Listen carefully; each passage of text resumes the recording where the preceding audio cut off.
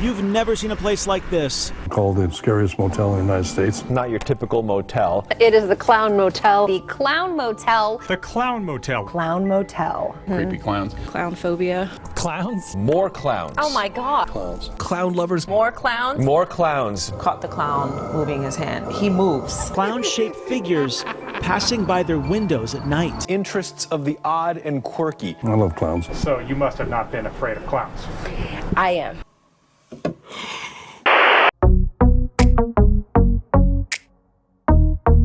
In 1985, Leona and Leroy David built the Clown Motel in memory of their father, who was not only a fan of clowns, but was also buried in the cemetery beside the motel. 40 years later, I visited the Clown Motel for the very first time, and my life will forever be changed by this experience.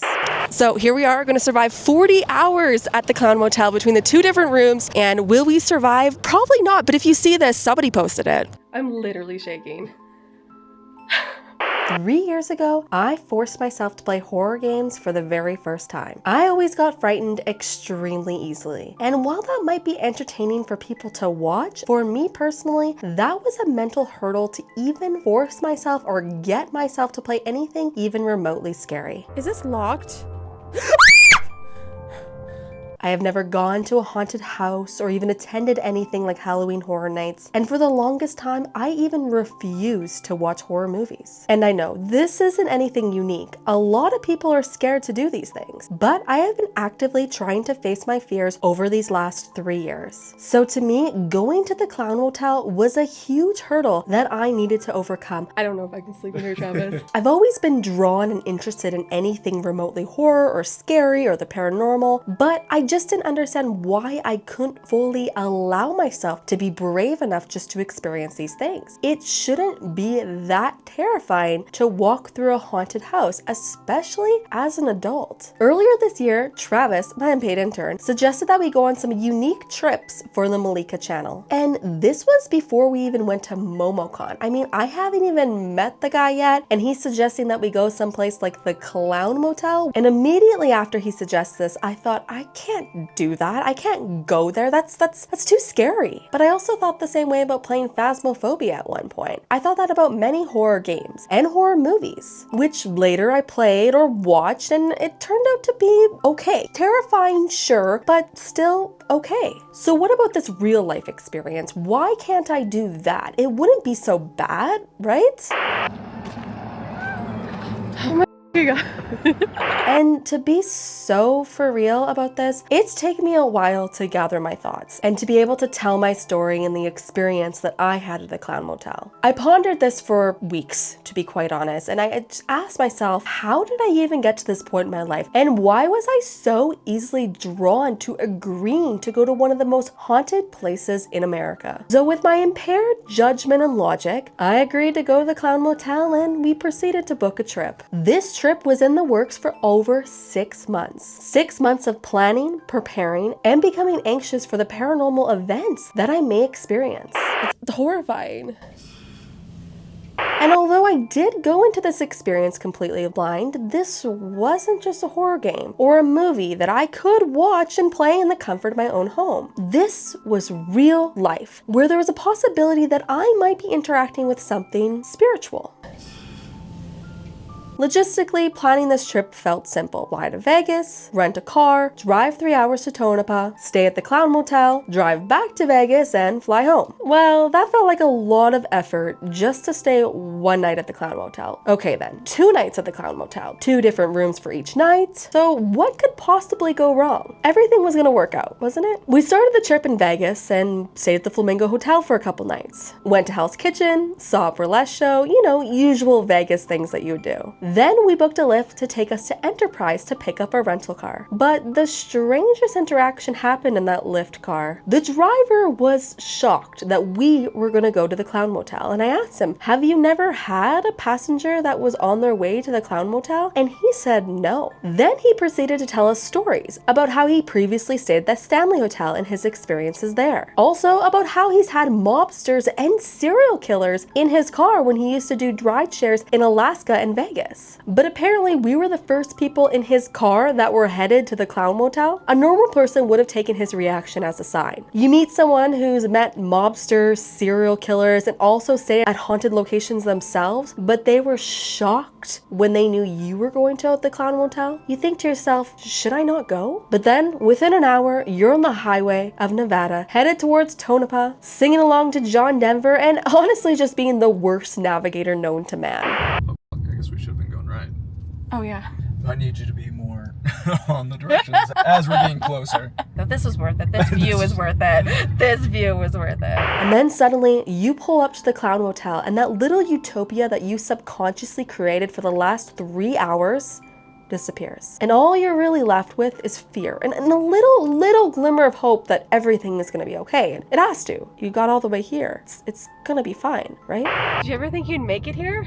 No. I thought we'd be dead by before this. I know. This moment of pulling up to the Clown Motel felt surreal. I've seen a few pictures of what it looked like, but still, this just didn't feel like we were really there. We immediately saw people with cameras filming the building and filming the roadside sign, and we honestly wondered what was going on. We parked, gathered our stuff, mentally prepared ourselves for what was about to happen. And this next part, I couldn't even anticipate or prepare myself for this. Inside the lobby of the motel, there was already a guy in front of us checking in, and a group of people off to the side looking at merch. I immediately noticed in one of the guy's backpacks there was a Ouija board, and I thought to myself, oh no, I did not consent to this, and I not consent to whatever they are planning to summon in this motel tonight. Was this perhaps another sign from some sort of higher power, again telling me that I shouldn't stay there, already giving me a bad feeling about this whole experience? And just as the guy at the front desk finished checking in, he turned around and I realized this wasn't any ordinary fan of clowns. I love clowns. This was Jake Weber. I quickly got out of his way and I checked in for the first night of our stay. When we left, I saw him actually right outside the lobby. I didn't really want to disturb him, but literally running into him twice, I took this as a sign that I should ask for a photo. And in case you missed it, he did make a video about his stay at the Clown Motel, and I highly recommend that you watch it. For our first night, we stayed in the Fear Unlimited room, and I learned something very disturbing about this room after I returned home. And I just want to take a moment for the sponsor of this video, and we have no sponsor. There is no sponsor, but I do want to mention that if you do want to become a member of the channel, it really does help. I do self-fund these trips. I am going to be self-funding future trips, so any support really means a lot. And I do have a producers tier, which allows you to have your name at the end of every one of my videos. Liking, commenting, and subscribing to the channel is also a huge help. Okay, back to the video. I suspected that Travis was already aware of this information, and that's perhaps a huge reason why he chose this room, but he swears that he had no idea. Allegedly, somebody murdered in the Fear Unlimited room, and allegedly this room was actually blocked off and nobody was allowed to stay in this room for a couple of years. And like I said, when we visited the motel, I was completely unaware of this information, but this room,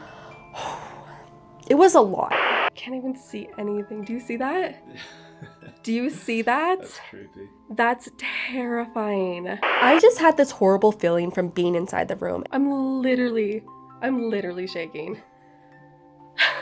What the heck? And talking about my experience in the room now, I'm not feeling well. I'm really not feeling well. It's hard to describe. I don't even know where to begin in words.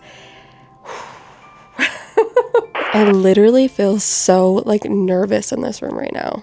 Travis is fine, guys. Literally. I'm scared to turn on these blue lights. What are the blue lights? There's one literally at that mask. It's horrifying. Like we hear people walking upstairs. It's like, are they walking upstairs? Like, are those people? Or are those the clowns? Or are they the clowns? Now knowing the history of that room, or the alleged history of that room, it makes a lot more sense to why I felt that way. Oh my God, I just noticed our window. I wasn't even pointing that at you. I should have. Because I will tell you, on our second night, we stayed in the Chucky room. It's scarier in a different way than the last one. And yes, it was creepy and weird. I mean, you're literally surrounded in a room full of pictures of Chucky. But I didn't get the same horrible feeling like I did when we were in the Fears Unlimited room. In the Fears Unlimited room, there were UV lights on the wall to enhance your experience. We didn't turn those on and with the lights completely out until very late into the night just to see what it looked like, and I regret that. I regret that so much.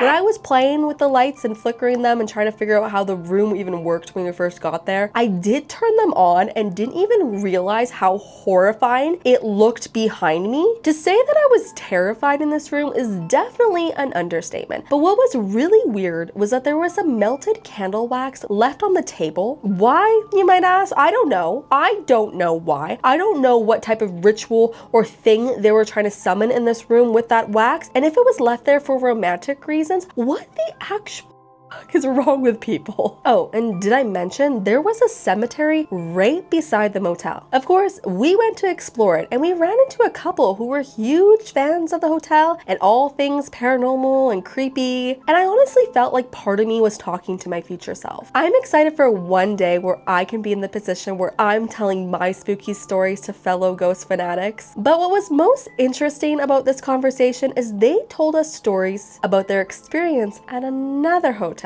I'm not even kidding you. It was like the bed was bouncing for no reason. We were on it and it was bouncing. Boom, boom, boom. Our controller we had on the bed, it just went across the room and hit the wall for no reason. Ghost stories. Yeah. I'm like, is this rigged? And then she said I was asleep and my arm was in the air like this. Something was holding my arm up. And we were both sober. Like we weren't doing anything. Something screamed at her in the hallway. We were walking. We heard that, yeah. Something pushed her in the doorway. Like it felt like something, I swear. You felt like a pushback, not like this all happened in one night. Yeah. Oh my God. Yeah, it was crazy. And I won't say which hotel that is yet, but we will for sure be going there. We did spend some time in the cemetery, and for some reason, I was very drawn to this flag that was blowing in the distance. I want to go to that flag. I don't know why that's like calling to me. In this moment, this flag was one of the loudest things I've ever heard in my life. The sound of this flag was overpowering to anything else that was going on around me. And I just knew it was calling to me. And at the time, I wasn't sure why. The closer I got, the louder the flag got, or so I thought. And when we got pretty close to the flag itself, for some reason, this is when I started to look and read what was on the gravestones around it. Oh, that's what this is. That's why they're small. Oh, that's sad. I didn't read any gravestones prior to this point, and we passed a lot, but all of a sudden I was drawn to reading these. I feel this is what really broke me in the experience. I didn't know what to say at the time. I didn't even know how to process what was even happening in that moment. Travis.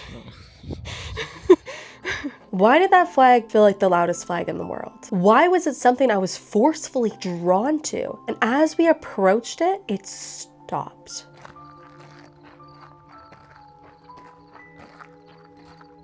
And then it stopped. No way.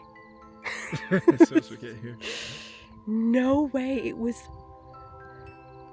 was blowing like crazy. I don't have any sort of explanation for this experience, but I do want to say, if you do visit the Clown Motel and you do visit the cemetery, this is a real cemetery, and please be incredibly respectful. We had one night in the Fears Unlimited room, and that meant we had one meal to enjoy in there as well. I was pretty adamant about getting food and bringing it back to the room to enjoy it in the room. I don't know why. This felt like something I had to do. Maybe it's because I actually believe there were ghosts or spirits in this room and I didn't want them to feel lonely. I don't know. I can't explain it. This is really good. So we got some local pizza, watched some shows on Adult Swim such as Rick and Morty, Smiling Friends, and Haha, You Clowns. And honestly, this is because I had no desire to watch anything remotely scary in this room. Like, I was already so terrified being in this room as it was that the thought of watching a horror movie, absolutely not. That probably would have pushed me over the edge. But to note, I really did enjoy the one episode of Smiling Friends that we watched. I kind of wish I recorded my reaction to it, but oh well. Missed opportunity, very enjoyable. Maybe I'll watch that series and start from the beginning. But despite everything I've said about this room and my experience so far, the sleep I had in the Fears Unlimited room was one of the best sleeps of my life. There's something about sleeping so close to a cemetery in a haunted clown motel that really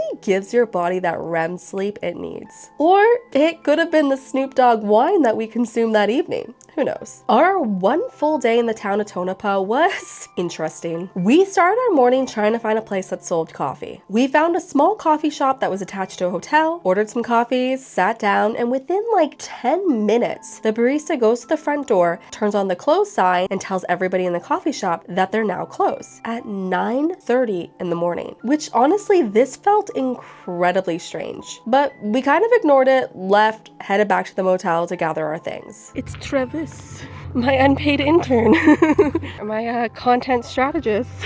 I'll edit you out. My unpaid content strategist.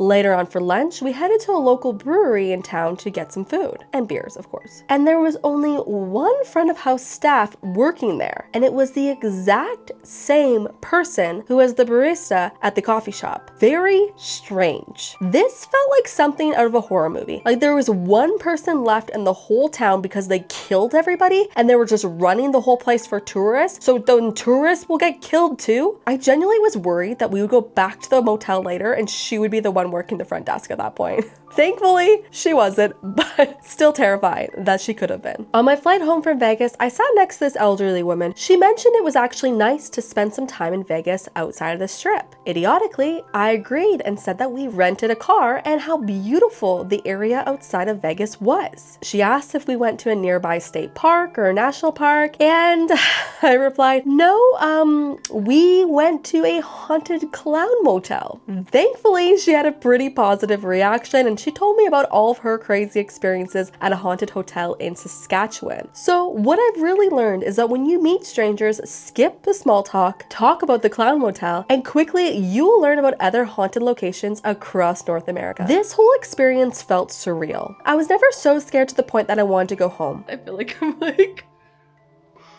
But I also knew that I would never return. And if you do stay there, I definitely recommend the Fears Unlimited room. But anyways, thanks guys so much for watching. I really do appreciate it, and take it easy. I know you told your friend you're not okay. And tell me what's wrong and why you never said you felt that way. And guess you're trying to stay strong and fake a smile until I look away. But I've known you too long.